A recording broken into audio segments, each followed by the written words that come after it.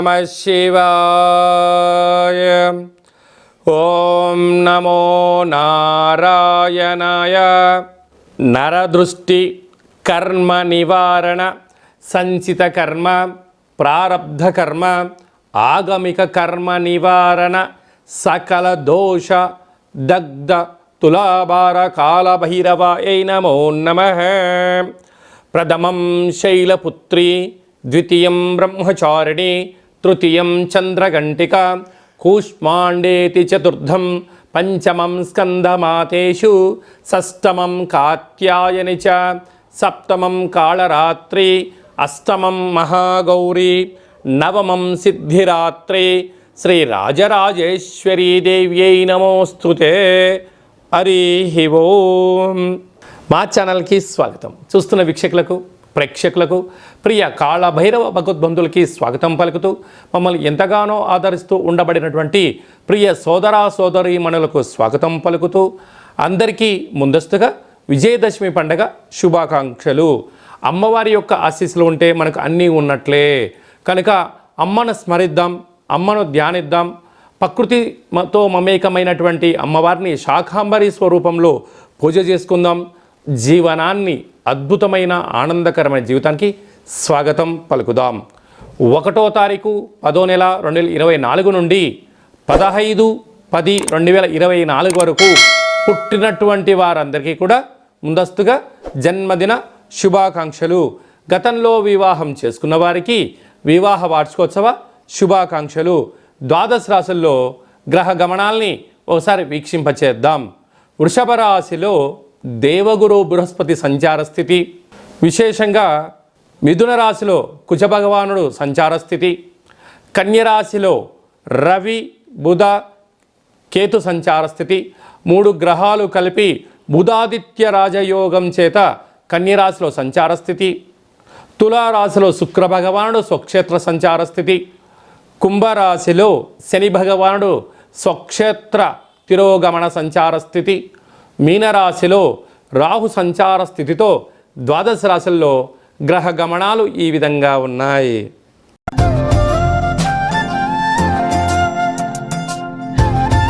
వృషభ రాశి వారు మహాలయాల అమావాస్య సందర్భంగా ఎలాంటి విధులను పాటించాలో, పితృదేవతలకు ఆశీస్సులు పొందిన తర్వాత వీరికి ఎలాంటి యోగం ఉంటుందో ఈ వీడియోలో సవివరంగా సంపూర్ణంగా తెలుసుకుందాం. వృషభ రాశిలో ఏ నక్షత్రాలు వస్తాయి అనగా, కృత్తికా నక్షత్రంలోని 2, 3, 4 పాదాలు, రోహిణీ నక్షత్రంలో 4 పాదాలు, మృగశిర నక్షత్రంలోని 1, 2 పాదములు కలిపితే వృషభ రాశి. చాలామందికి పుట్టినటువంటి కాల సమయంలో డేటా బర్త్లు లేనటువంటి కారణం వలన పేరు యొక్క మొదటి అక్షరాన్ని అనుసరిస్తూ ఆ రాశిని తెలుసుకునే ప్రయత్నం చేద్దాం. ఈ, ఊ, ఏ, ఓ, వా, వి, వు, వే, ఓ అక్షరాల వారందరూ కూడా వృషభ రాశి జాతకులే. వృషభ రాశి యొక్క అధిపతి శుక్ర భగవానుడు కనుక ఈ మహాలయాల అమావాస్య బుధవారం రోజు రావడం, ఈ నక్షత్రాధిపతి శుక్రుడు అవ్వడం వలన వీలైనంత వరకు తెలుపు ఆహారాన్ని, బొబ్బర్లతో కూడుకున్న పదార్థాలను, తెలుపు వస్త్రాలను బ్రాహ్మణులకి దానం ఇవ్వడం కానీ, గోమాతకు నవధాన్యాలను నానబెట్టి పితృదేవతలపైన వాటికి ఆహారం ఏర్పాటు చేయడము, కుక్కలకు, కాకులకు, వారు పెద్దవారికి ఏదైతే తృప్తిగా ఆహారాన్ని భుజించేవారో వారి వంశాచారం ప్రకారంగా వాటిని కాకులకు, కుక్కలకు ఏర్పాటు చేయడం వలన అద్భుతమైన యోగం వృషభ రాశి వారికి నిత్యము శ్రీరామ రక్షగా భావించగలగాలి. అలాగనే వీలైనంత వరకు ఒక దోషుడు ఇసుకను, అంటే మనకు నదిలో ప్రవహించేటువంటి ఇసుక, గృహ భవనాల్లో వాడేటువంటి ఇసుకను ఒక దోషడంతా తీసుకొని సూర్య నమస్కారం చేసి చిన్న శివలింగ ఆకారంగా సైకత శివలింగాన్ని చేసి ప్రవహించే నీటిలో కలపడం వలన పితృదేవతల యొక్క ఆశీస్సులు కలుగుతాయని చెప్పి గమనించాలి. సాక్షాత్తుగా రావణ బ్రహ్మ తన తల్లి కోరిక మేరకు ఎలా సైకత శివలింగాన్ని వాళ్ళ అమ్మగారు పూజ చేసి నదిలో కలిపితే ఆత్మలింగాన్ని ఆ యొక్క రావణ బ్రహ్మ ఎలా పొందాడో వృషభ రాశి వారికి కూడా ఇలాంటి సైకత శివలింగానికి పూజ చేసి పితృదేవతలను ఆరాధించడం వలన వారికి ఐశ్వర్యం వారి సొంతమవుతుందని చెప్పి గమనించాలి. రాశిలోనే గురువు, అలాగనే 2వ స్థానంలో కుజుడు సంచారం చేయడం వలన కుజదోష ప్రభావం కారణం వలన మీ జన్మ నక్షత్రం రోజున పూర్ణిమ, అష్టమి, అమావాస్య తిథుల యందున దూరవాయు జల ప్రయాణాలు పెట్టుకోవద్దు, ప్రమాదాలు పొంచి ఉన్నాయి, తస్మాత్ జాగ్రత్త. పంచమ స్థానంలో త్రిగ్రహ కూటమి, నూతనంగా వివాహమైన వారికి పుత్ర పుత్రిక సంతాన యోగము, పిల్లల యొక్క చదువులు, పిల్లల అభివృద్ధిలో అన్నింటా విజయం వృషభ రాశి వారి సొంతమని చెప్పి గమనించగలగాలి. అలాగనే రాజ్యస్థానంలో శని భగవానుడు, లాభస్థానంలో రాహు ఉండడం వలన ఏకాగ్రత, సమన్వయం, ధర్మం, ఆధ్యాత్మికత ఉన్నంత వరకు వృషభ రాశి వారికి ఎదురు లేదు అని చెప్పి గమనించాలి. హోటల్ వ్యాపారస్తులు, స్వయం వృత్తులు, సేవా రంగాలు, సాఫ్ట్వేర్, హార్డ్వేర్ ఉద్యోగస్తులు, అలాగనే చిరు వ్యాపారస్తులకు ఇది చాలా సువర్ణపు కాలం అని చెప్పి గమనించాలి. అక్టోబర్ మాసంలో ముఖ్యమైనటువంటి పండుగల గురించి క్లుప్తంగా, సవివరంగా, సంపూర్ణంగా తెలుసుకుందాం. 2వ తారీఖు 10వ నెల 2024 భాద్రపద మాస కృష్ణపక్ష అమావాస్య బుధవారము. సాక్షాత్తుగా హరిహరసుతుడైనటువంటి అయ్యప్ప స్వామి వారి యొక్క జన్మ నక్షత్రము, విఘ్నేశ్వర స్వామి యొక్క జన్మ నక్షత్రము కారణం చేత అదే కాకుండా మహాలయాల అమావాస్య అంటారు. అంటే మనకు బహుళపక్షము ప్రారంభం అయినప్పటి నుండి అమావాస్య వరకు గతంలో గతించినటువంటి మన పెద్దలు వారు ఏ తిథి రోజైతే పరమపదింపజేశారో, లేకుంటే ఏ రోజైతే పరమపదింపజేశారో మనము ఆ రోజును గుర్తుపెట్టుకొని వారికి స్వయంపాక కార్యక్రమాలను, మన సనాతన సాంప్రదాయము, మన ఆచార వ్యవహారాలు, ప్రాంతాలను బట్టి వాళ్ళను పెద్దవాళ్ళను తృప్తిపరచడం కోసం ఏమే కార్యక్రమాలు చేస్తామో చేయాలి. అలా పరిస్థితుల ప్రభావం చేత కుదరలేనటువంటి వారందరికీ ఈ యొక్క అమావాస్య తిథి యందున తప్పకుండా ఆ గతించిన వారిని స్మరించుకొని వారి ఆత్మ తృప్తి కోసమే ఏదైతే కార్యక్రమాలు చేస్తామో మనకు వారి యొక్క ఆశీస్సులు ఉంటాయి. అలాగనే బ్రాహ్మణుడికి కానీ స్వయంపాకం దానం ఇవ్వడము, గోమాతకు పచ్చడి గడ్డిని, తౌడు లాంటివి ఏర్పాటు చేయడము, పక్షులకు అనగా కాకులకు ప్రత్యేకంగా అన్నం వండి వాళ్ళ పేరు మీద ఏర్పాటు చేయడము, బీదలకు ఆహారాన్ని ఏర్పాటు చేయడము, శునకపు మహారాజులకు అనగా కుక్కలకు దానం చేయడం వలన గతించిన వారు ఆ రూపంలో వచ్చి వారు స్వీకరించి మనల్ని ఆశీర్వదించి వెళ్తారు అనేటువంటిది సనాతన ధర్మం చెప్తుంది. కనుక మనం అందరము కూడా గతించిన వారిని స్మరిద్దాం, వారి యొక్క ఆశీస్సులు పొందుదాం. అలా కుదరలేదు అనుకుంటున్న వారందరూ ఈ కింది నెంబర్ సంప్రదించినట్లయితే మీ యొక్క పెద్దవారి యొక్క గోత్రనామాలను పంపించినట్లయితే మన యొక్క కాళభైరవ స్వామి యొక్క దేవాలయంలో ఏర్పాటు చేయడం జరుగుతుంది. కనుక మీ ఈ కార్యక్రమం అంతా కూడా మీకు వాట్సాప్ కాల్, వీడియో కాల్ ద్వారా చూపించడం జరుగుతుందని చెప్పి గమనించగలగాలి. ఇంకొంచెం శక్తి కలిగింది కాశీలో ఏర్పాటు చేయడం, ఇంకొంచెం వెసులుబాటు కలిగింది మనకు గోకర్ణ క్షేత్రంలో మహాదేవుడి యొక్క ఆత్మ శివలింగం అక్కడ ఉంటుంది. కనుక అక్కడ చేసుకోవడం వలన కూడా వారి యొక్క ఆశీస్సులు ఉంటాయని చెప్పి గమనించాలి. అలాగే ఈ సంవత్సరం మనము గోకర్ణ క్షేత్రంలో ఇలాంటి కార్యక్రమాలు ఏర్పాటు చేస్తున్నాం. ఆసక్తి గలవారు ఈ కిందను సంప్రదించి గోకర్ణ క్షేత్రంలో స్వామివారి యొక్క ఆశీస్సులు పొందే ప్రయత్నం చేద్దాం. శివుడి యొక్క ఆశీస్సులు అంటే కైలాసం నుంచి తీసుకొచ్చినట్టు మహాలింగం అక్కడ ఉంది కనుక వారి అందరినీ కూడా శివైక్యం చెందిన వారందరినీ కూడా ఆ పరమేశ్వరుడి యొక్క ఆశీస్సుల కోసమే ప్రయత్నం చేద్దామని చెప్పి గమనించాలి. అలాగనే ఈ యొక్క ఆశ్వీజ మాసం అంతను కూడా అంటే మనకు 2వ తారీఖు అమావాస్య అయిపోయింది. 3/10/2024 నుండి దుర్గా శరణవరాత్ర మహోత్సవ కార్యక్రమాలు ప్రారంభమవుతున్నాయి. అలాగనే 9వ తారీఖున షష్ఠి బుధవారము మూలా నక్షత్ర సందర్భంగా 3 సంవత్సరములు పడినటువంటి చిన్నపిల్లలకు మొట్టమొదటిసారిగా అక్షరాభ్యాసం చేయించాలి అనుకుంటున్న వారందరూ కూడా మహాసరస్వదేవి అలంకారం రోజున చిన్నపిల్లలకు అందరికీ కూడా అక్షరాభ్యాసం చేయించి వారిని పాఠశాలకు పంపించినట్లయితే సర్వత్రా అమ్మవారి యొక్క ఆశీస్సులు ఉంటాయని చెప్పి గమనించగలగాలి. అలాగనే 11వ తారీఖున అష్టమి, దుర్గాష్టమి, కాళాష్టమి అని చెప్పుకుంటాం. అనగా అష్టమి రోజున ఫ్యాక్టరీలు, కర్మాగారాలు, వాహనాలు, ఇళ్లకు, వ్యాపార సంస్థలకు మనము ఆయుధ పూజ చేసి ఒక గుమ్మడికాయను, నిమ్మకాయను ఛేదింపచేయడము, పెరగన్నాన్ని నైవేద్యంగా పెట్టుకోవడం వలన అమ్మవారి యొక్క ఆశీస్సులు పుష్కలంగా ఉంటాయని చెప్పి గమనించగలగాలి. అలాగనే 12వ తారీఖున విజయదశమి పండగ కనుక విజయం కలిగించడం కోసం మనమందరం కూడా ప్రతి సంవత్సరం ఏదో ఒక కార్యక్రమాన్ని దిగ్విజయం పరుచుకోవాలి అనుకుంటున్న వారందరూ కూడా ఆ రోజు అమ్మవారికి పూజ చేసుకొని నమస్కారం చేసుకొని పనులు ప్రారంభించడం వలన జయహో విజయోహో అనేటువంటి శక్తి మనందరికీ కలుగుతుందని చెప్పి గమనించాలి. ఆ రోజు సాయం సంధ్యా కార్యక్రమంలో శమీవృక్షపు పూజ చేసుకొని ఆ యొక్క బంగారాన్ని తీసుకొని వెళ్ళి అమ్మవారి దగ్గర పెట్టి పూజ చేసుకోవడం, తల్లిదండ్రులకు, గురువులకు, పెద్దలకు, సన్నిహితులకు ఇచ్చి వారి ఆశీర్వచనం తీసుకోవడం వలన మనకు సర్వత్రా ఆ అమ్మవారి యొక్క ఆశీస్సులు ఉంటాయని చెప్పి గమనించాలి. అప్పుడు ఈ మంత్రాన్ని ఉచ్చరింపచేయాలి. ఒక తెల్లటి పేపర్ పైన ఎరుపు పెన్ను చేత కానీ పసుపు రంగు పెన్నుతో కానీ ఈ యొక్క మంత్రాన్ని ఉచ్చరింపచేసి ఆ వృక్షదేవత దగ్గర పెట్టి నమస్కారం చేసుకొని రావాలి. ఓం శమి శమైతే పాపం శమి శత్రు వినాశనం అర్జునస్య ధనుర్ధారీ రామస్య ప్రియదర్శనం శ్రీ అపరాజితాదేవ్యై నమోస్తుతే అనేటువంటి మంత్రాన్ని 27 సార్లు ఉచ్చరింప చేసుకొని అక్కడ అమ్మవారి దగ్గర ప్రదక్షిణ చేసి నమస్కారం చేసుకోవడం వలన రాముడు ఎంతటి విజయాన్ని పొందాడో మనకు కూడా అలాంటి విజయాన్ని ప్రసాదించమని అమ్మవారిని కోరుకుందాం.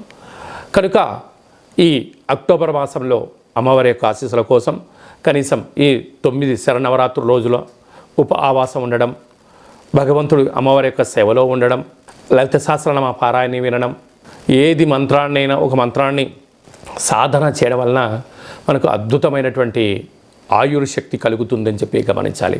అలాగనే ఈ యొక్క ఆశ్వీజ మాసంలో ఈ యొక్క దుర్గాష్టమి అంటే ఆ అష్టమి రోజున కాళభైరవ స్వామి యొక్క స్మరణ, కాళికామాత యొక్క ఆశీస్సులు మనకు కావాలి అన్నట్లయితే ఈ కిందెమను సంప్రదించినట్లయితే మీకోసం ప్రత్యేకంగా కాళభైరవ హోమ కార్యక్రమం చేయించి వీడియో కాల్ ద్వారా చూపించి ప్రసాదంగా మీకు ఏర్పాటు చేయడం జరుగుతుందని చెప్పి గమనించాలి. ఈ యొక్క పాత్ర కంచు పాత్ర అంటే కంచు మోగినట్టు కనకము మోగదు గదరాసుమతి అని చెప్తూ ఉంటారు. ఈ యొక్క పాత్రను మనం ఒక్కసారి గమనించినట్లయితే ఈ యొక్క పాత్రలో 12 రాసులను అచ్చు వేయడం జరుగుతుంటుంది. ఈ పాత్రతో ఉపయోగాలను ఒక్కసారి మనం తెలుసుకుందాం. ఇలా ఒక్కసారి శబ్దం చేసినట్లయితే ఓంకార శబ్దం రావడం జరుగుతూ ఉంటుంది.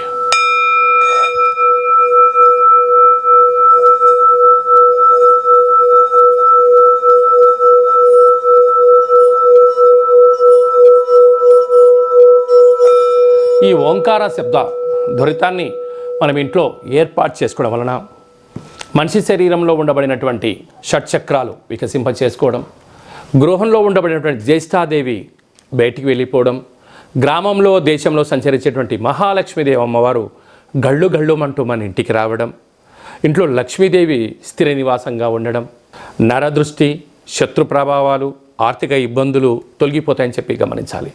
అలాగా ప్రతిరోజు ఉదయం పూజ చేసుకున్న తర్వాత ఉదయం 12 సార్లు, సాయంత్రం 12 సార్లు ఆ యొక్క శబ్దం చేయడం వలన అద్భుతమైన ఐశ్వర్యం మన సొంతమవుతుందని చెప్పి గమనించాలి.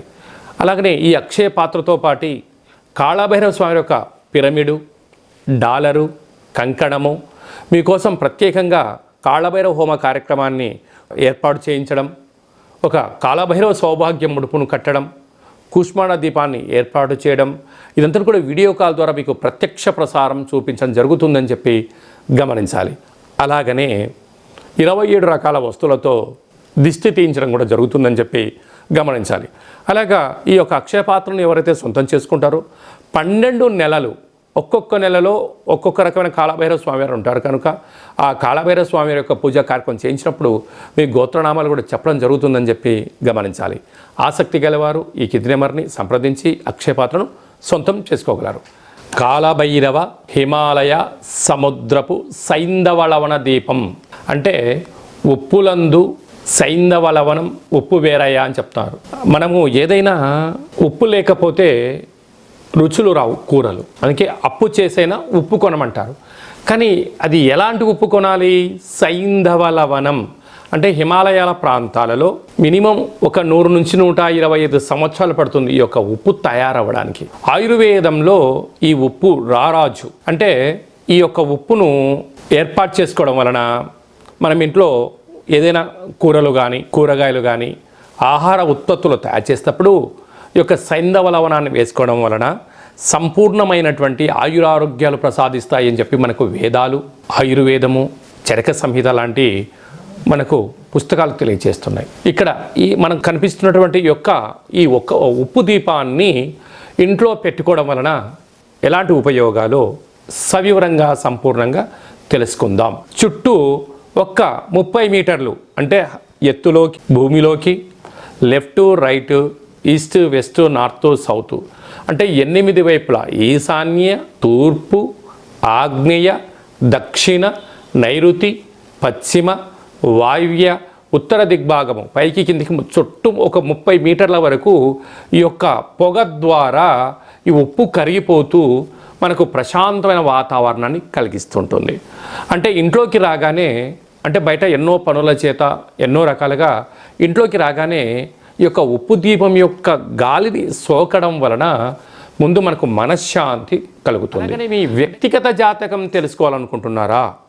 మీ యొక్క పేరు, పుట్టినటువంటి తిథి అంటే డేటు, నెల, సంవత్సరం, సమయం రాసి మీరు వాట్సాప్లో పంపించగలిగినట్లయితే సంపూర్ణంగా 100 సంవత్సరాల జాతకాన్ని వ్రాసి పంపించి మీరు పుట్టినప్పుడు గ్రహ గమనాలు ఎలా ఉన్నాయి, ప్రస్తుత కాలమాన ప్రకారంగా గ్రహాలు ఎలా ఉన్నాయి, రాబోయే కాలంలో ఎలా ఉండబోతున్నాయో భూత భవిష్యత్ వర్తమానాన్ని తెలియజేయడం జరుగుతుందని చెప్పి గమనించాలి.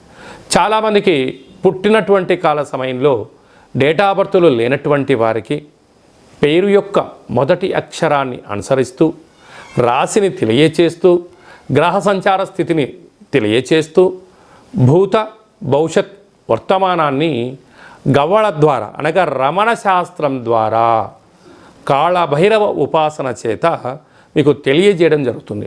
ఆసక్తి గల వాళ్ళు మన యొక్క జాతకాన్ని ముందస్తుగా తెలుసుకొని భవిష్యత్తులో ఎలాంటి మార్పులు, మంచి మార్పులు రాబోతున్నాయి, ఎలాంటి అడ్డంకులు ఉన్నాయో తెలుసుకొని జీవిత గమన ప్రయాణంలో మనం ప్రయాణం చేయగలిగినట్లయితే అద్భుతమైనటువంటి జీవితాన్ని ఆస్వాదించడం, ఆనందకరమైన జీవితానికి మనము స్వాగతం పలకడం, అష్ట కష్టాలకు స్వస్తి పలకడం, అష్ట ఐశ్వర్యాలకి స్వాగతం పలుకుతామని చెప్పి గమనించాలి. కనుక మీ వ్యక్తిగత జాతకం తెలుసుకోవాలనుకుంటున్నట్లయితే ఈ కింది నెంబర్ని వాట్సాప్ ద్వారా కానీ, ఆన్లైన్ ద్వారా కానీ, ఫోన్ కాల్ ద్వారా కానీ అపాయింట్మెంట్ తీసుకొని సంప్రదించగలరు. అందరికీ ఆధ్యాత్మిక సలహాలు, సూచనలు ఇవ్వడం జరుగుతుందని చెప్పి గమనించాలి. అలాగనే మీ అబ్బాయికి కానీ అమ్మాయికి కానీ ఎంత ప్రయత్నం చేసినా వివాహం అవ్వడం లేదా? ఎందుకు వివాహం అవ్వడం లేదు? జాతకంలో ఎలాంటి యోగాలు ఉన్నాయి, ఎలాంటి దోషాలు ఉన్నాయి తెలుసుకునే ప్రయత్నం చేద్దాం. వచ్చేటి వధువు కానీ వరుడు యొక్క జాతకాన్ని, మన యొక్క అబ్బాయి అమ్మాయి జాతకాన్ని గణాలు గుణాలు ఎలా కలుస్తున్నాయో తెలుసుకుందాం.